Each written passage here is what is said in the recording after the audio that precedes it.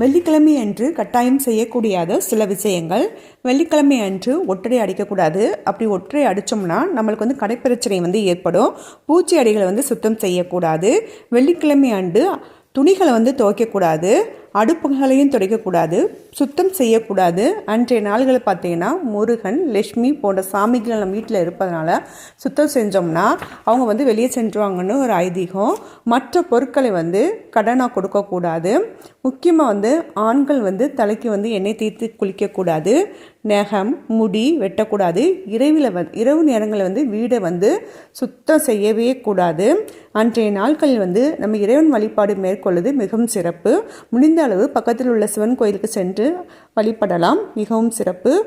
Okay friends, வெள்ளிக்கிழமை அன்று இந்த செயல்களை செய்யாமல் இருந்தால் நம்ம வீட்டில் எப்பவுமே மகாலட்சுமி குடியிருப்பாங்க.